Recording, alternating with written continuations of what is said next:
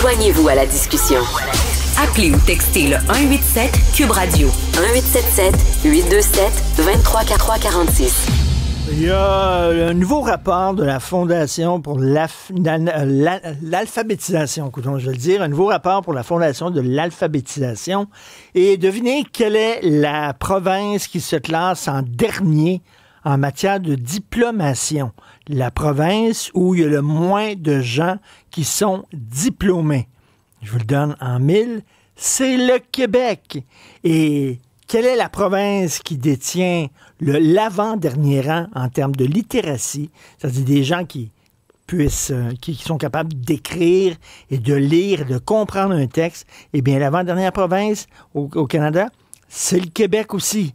Et là, on dit, une des solutions, ce serait peut-être d'inclure davantage d'élèves en difficulté d'apprentissage dans les classes régulières. Vraiment? Je veux dire, les professeurs saignent du nez actuellement, ils sont complètement débordés. Et là, vous allez dire, on va mettre davantage d'élèves en difficulté dans les classes régulières. On va en parler avec Simon Landry, qui est enseignant secondaire dans la région métropolitaine et qui est auteur aussi, là, qui a écrit des livres. Donc, Simon, salut. Bonjour, Richard. Qu'est-ce que tu penses de ces chiffres-là, dernière province canadienne en termes de diplomation et avant-dernière en termes de littératie? C'est pas nécessairement surprenant, là. Je vous dirais qu'il y a un certain laxisme au Québec par rapport justement aux exigences académiques. Là, je fais un parallèle rapidement. Là, par exemple, en Ontario, la scolarité est obligatoire jusqu'à l'âge de 18 ans, donc une 12e année.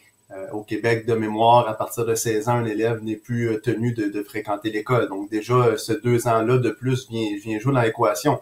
L'autre chose, on le sait, là, les profs qui œuvrent particulièrement au secondaire, mais au primaire aussi, savent, par exemple, en termes de français, l'évaluation du français est très, laxiste au Québec. Des profs de français vous le diront, un élève qui est très, très faible, qui fait une faute aux 3 mots, qui a de la misère à décoder un texte, mais qui fait une bonne présentation orale, se ramasse souvent qu'une note de passage à la fin de l'année. Ça fait pas des gens qui savent lire, qui savent décoder un texte pour autant, mais tout ça vient d'espèces d'obsession des chiffres, de vouloir diplômer au maximum des élèves, mais le diplôme vaut plus grand-chose. Et on le constate, malgré le fait qu'on diplôme, la littératie est pas au rendez-vous. Donc, l'enjeu, il est là. On baisse continuellement les standards en disant on va diplômer plus d'élèves, mais ils savent pas plus lire à la fin, là. Donc, c'est un enjeu. Mais il y a toutes sortes de facteurs en jeu, là. Il faudrait faire le tour d'horizon, mais ça reste un enjeu, effectivement, problématique de savoir qu'il y a autant de gens au Québec qui ont de la difficulté à lire et à décoder un texte. C'est alarmant. Mais quoi, on veut pas briser leur estime d'eux-mêmes, donc on va leur donner une note de passage, même s'ils sont pas très bons, c'est ça? Non, c'est plus une question, c'est l'approche axée sur les résultats là, par les centres de services, le gouvernement. On veut absolument avoir tel taux de réussite, mais quand tu veux absolument atteindre une cible de réussite, la façon la plus simple, c'est de baisser tes standards, évidemment. Surtout quand tu es dans un budget très, très restrictif, que tu n'as pas d'argent, que tu coupes partout, tu peux difficilement augmenter les performances des élèves en coupant les ressources. Donc, la solution la plus simple, c'est de baisser les exigences. Qu'est-ce qu'ils lisent au secondaire, les étudiants? Qu'est-ce qu'on leur fait lire? Ça, c'est vraiment plus une question pour un prof de français, honnêtement. Là, je sais qu'il y a toutes sortes de romans qui sont diffusés par les enseignants à différents niveaux. Par contre, de ce que j'entends, il y a certains standards peut-être un peu plus faibles au public qu'au privé. Là, j'ai des collègues qui enseignent au privé qui vont me dire, notamment dans certains collèges privés, là, c'est du Voltaire, c'est vraiment des œuvres classiques très, très complexes. Oui. Au public souvent, mais justement pour s'assurer que tout le monde est capable de lire, de décoder des textes. On va prendre des fois des œuvres un peu plus simples. Ça ne veut pas dire qu'il n'y a pas des profs qui sont exigeants en français à travers le réseau public, pas du tout. Mais il semble avoir une petite différence entre les deux réseaux, mais en même temps, le privé sélectionne les meilleurs élèves, donc peut-être qu'eux, ils sont capables de les pousser avec des textes plus complexes au public. Je ne sais pas s'ils sont très capables, mais c'est toujours la question, est-ce qu'on baisse la barre parce qu'ils sont pas capables ou est-ce qu'ils sont pas capables parce qu'on baisse continuellement la barre? Oui. C'est une question qu'il faut se poser. C'est une sacrée bonne question, effectivement. C'est l'œuf et la poule. Dans mon temps, quand j'étais au secondaire, on mettait beaucoup l'accent sur l'oral.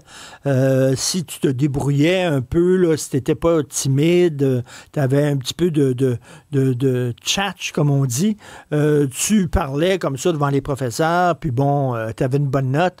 On ne mettait pas l'accent sur l'écriture. Ça a l'air que c'est un peu la même chose encore aujourd'hui. Oui, puis comme je te dis, c'est une question d'exigence aussi. Par exemple, corriger les fautes d'orthographe, puis on sait que c'est pas nécessairement de la lecture, mais décoder un texte et savoir les règles de grammaire de base, c'est un peu lié entre eux. On compte seulement les fautes quand c'est temps de faire une production écrite. Si c'est une compréhension de lecture, puis l'élève écrit avec 72 fautes dans sa phrase, on peut pas le pénaliser. On peut pas pénaliser l'élève pour ses fautes de français ailleurs qu'en français en production écrite. Tandis que, par exemple, justement, dans certains établissements privés, il y a 10 ou 15% de la note qui va être retirée pour les fautes de français dans toutes les matières. Donc, vraiment, on pousse l'élève à se dépasser puis à vraiment s'appliquer partout. Tandis qu'au public, comme je te dis, ça vient souvent de l'espèce de gestion axée sur les résultats. On veut absolument que tout le monde passe. Fait qu'on baisse les exigences. Et ce qui est pas étonnant en même temps, mais ce qui est un peu rigolo, c'est qu'on a beau continuellement baisser les standards, les élèves performent pas tant mieux. Donc, moins on leur en demande, moins ils vont nous en fournir. Donc, c'est un peu un cercle vicieux. Au contraire, si on était plus exigeant, peut-être que là, les élèves seraient capables de remonter un peu leur standard de littératie, mais en ce moment, on baisse continuellement la barre. Et là, la Fondation pour l'alphabétisation dit on a seulement qu'à mettre les élèves en difficulté d'apprentissage dans les classes régulières et ça va être parfait. Comme par magie, soudainement, les bons étudiants vont tirer vers le haut les étudiants qui ont plus de misère. Qu'est-ce que tu en penses, Simon? Je te mentirais pas que j'ai rigolé un peu en lisant ce bout de texte-là parce que, premièrement, les élèves en difficulté sont déjà massivement intégrés en classe régulière à travers les réseaux scolaires, donc je vois difficilement lesquels on peut intégrer de plus. Ils le sont presque tous déjà, à part vraiment les élèves qui ont des grandes difficultés comme des handicaps, des choses comme ça. Ils sont déjà massivement intégrés. Là, il y a deux enjeux qui me viennent en tête. Le premier, c'est le fameux enjeu de la ségrégation scolaire. Les bons élèves ne sont pas dans la classe régulière. Ils sont au privé ou à l'école internationale, dans les projets sélectifs. Ils sont plus dans la classe régulière. Donc, on peut pas avoir cette mixité-là. On peut pas tirer par le haut s'il y a juste 2 bons élèves sur 30 puis que le reste, on le sait, la réalité, les profs vont vous dire, sur 30 élèves, j'en ai 18 qui ont un plan d'intervention. L'effet de tirer par le haut s'applique pas. Au contraire, on tire les bons par le bas dans ce temps-là. L'autre enjeu, on le sait, c'est sorti récemment dans les médias que le Québec est champion du monde des plans d'intervention. Moindrement qu'il y a une petite difficulté, on met un plan d'intervention, mais en même temps, si la ressource n'est pas là pour l'accompagner, s'il n'y a pas de technicien en éducation physique spécialisé en des psychoéducatrices, toutes sortes de gens qui vont, des orthophonistes, des orthopédagogues qui vont venir accompagner ces jeunes-là, tu l'intègres, ça donne rien. Et le problème au Québec, il est là, quand on a fait cette intégration-là au début de la réforme, les syndicats enseignants avaient fait un excellent travail en disant on n'a pas les ressources, ça va être une catastrophe. Puis typique au Québec, on a dit non, on va y aller, puis on réglera les problèmes une fois qu'ils seront arrivés, au lieu de les voir devenir d'avance. Mais là, on est dans cette situation-là qu'on a beaucoup d'élèves en difficulté, beaucoup de plans d'intervention, mais on n'a pas les ressources pour les accompagner, pour les aider. Donc, on gavoche un peu tout le monde en classe régulière, puis on se dit on va espérer que ça fonctionne. Et l'enjeu majeur, il est là, c'est qu'on n'a pas les ressources pour aider ces jeunes-là. Et en même temps, ces jeunes-là, ils lisent pas beaucoup, mais ils sont le reflet de notre société. Je veux dire, les gens lisent de moins en moins. Tu te promènes un peu dehors. Quand est-ce que tu vois quelqu'un avec un livre dans les mains? Ils ont tous un téléphone cellulaire, puis ils scrollent sur le téléphone cellulaire, comme on dit. Alors, ça donne ça. Merci beaucoup, Simon Landry, enseignant au secondaire à Montréal. Salut.